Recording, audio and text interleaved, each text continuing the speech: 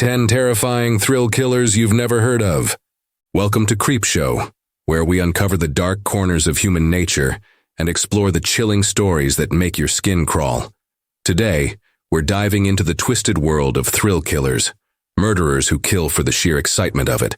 These aren't household names like Leopold and Loeb. These are the lesser-known killers whose gruesome acts have flown under the radar of popular memory. Let's get started. Number 10. The Dartmouth College Murders.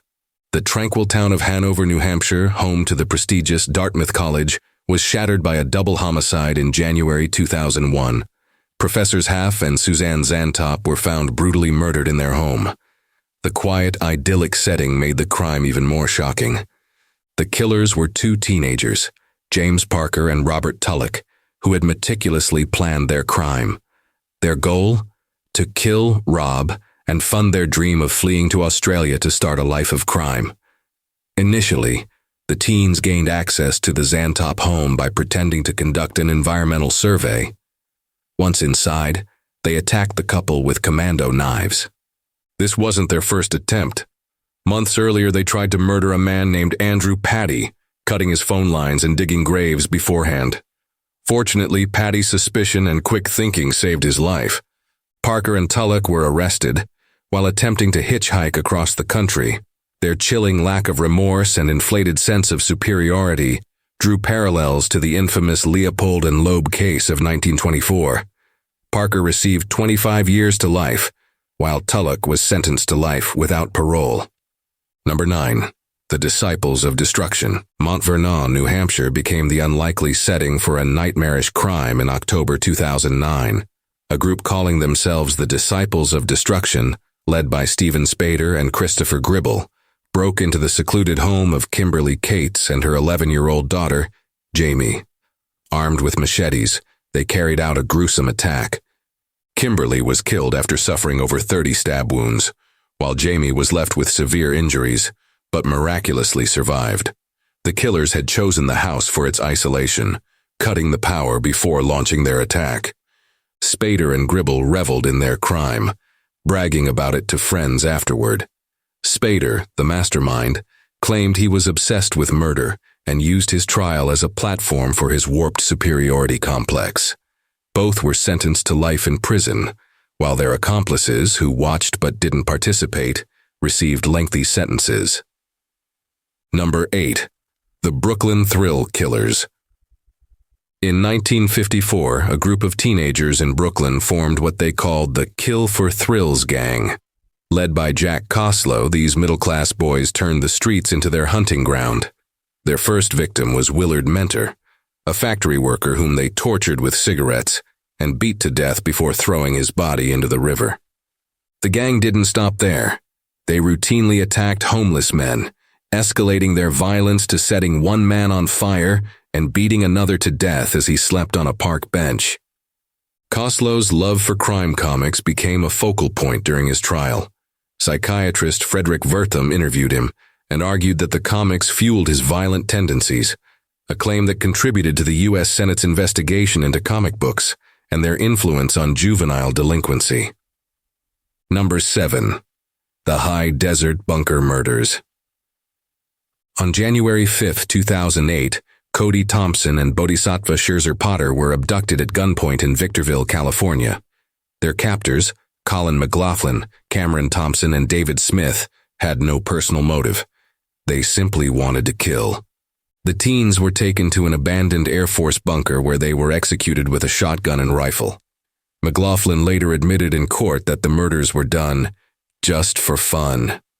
His fascination with death and casual indifference shocked the community. McLaughlin received life in prison, ensuring he could never act on his morbid fantasies again. Number 6. The Murder of Chris Lane. Chris Lane, an Australian baseball player, was gunned down in Duncan, Oklahoma, in August 2013. Lane was out for a jog when 3 teenagers, Chancey Luna, Michael Jones, and James Edwards Jr., decided to kill him because they were bored. Jones drove the car while Luna fired the fatal shot. During interrogation, Jones chillingly confessed, "We were bored, so we decided to kill somebody." Both Luna and Jones received life sentences, while Edwards was charged as an accessory.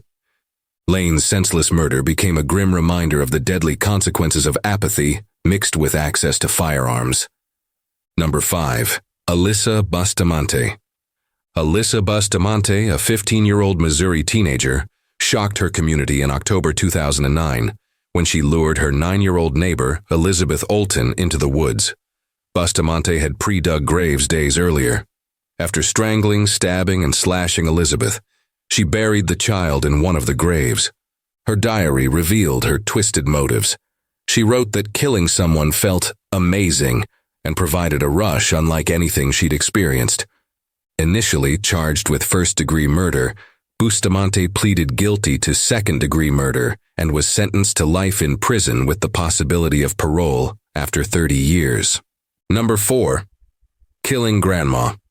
In December 1994, 13-year-old Wendy Gardner convinced her boyfriend James Evans to murder her 67-year-old grandmother, Betty Gardner. Wendy had grown resentful of Betty, who had taken her in after her parents' deaths.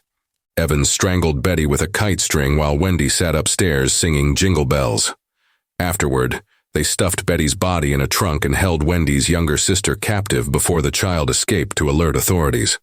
Wendy and Evans were both convicted of second-degree murder. Wendy was paroled in 2004, while Evans remained incarcerated for years longer. Number 3. The Death of Ty Lam. On the Sunday night before Thanksgiving in 2014, 67-year-old Ty Lam, a homeless man in San Francisco, was viciously beaten to death by 3 men. Lam, who suffered from polio, was defenseless as his attackers stomped on him repeatedly. Despite video evidence capturing the assault, the killers remain unidentified. Police believe they likely used public transportation to escape the scene. Lam's murder, committed without motive, highlights the sheer randomness of thrill killing. Number 2. Alfred Brasset and Mark Gerard. In June 1999, Alfred Brasset and Mark Gerard lured Jeanette Descoteaux into a secluded area in Rhode Island under the pretense of sharing cocaine. Once there, they bludgeoned her to death without any clear reason. The crime was deemed utterly senseless by the judge overseeing the case. Brasset served 13 years of a 35-year sentence before being paroled in 2012, while Gerard remains imprisoned for life. Number 1. Richard Wald, the Jersey Shore thrill killer. Richard Wald's reign of terror spanned decades, beginning in 1958 when he shot a store clerk during a robbery. Paroled in 1975, Wald went on to kill at least 6 more people, primarily targeting young women along the Jersey Shore. His victims included 17-year-old Maria Chialela, 18-year-old Anna Olasiewicz, and several others whose dismembered remains were found buried at his mother's Staten Island property. Wald's accomplice eventually confessed, leading to his arrest. Convicted in 1983, Wald was sentenced to multiple life terms and died in custody in 2008. Outro. Thanks for joining us on Creepshow, where we uncover the darkest corners of humanity. These thrill killers remind us how dangerous ordinary-looking people can be. Don't forget to like, subscribe, and hit the bell icon for more chilling tales. Stay curious, but stay cautious.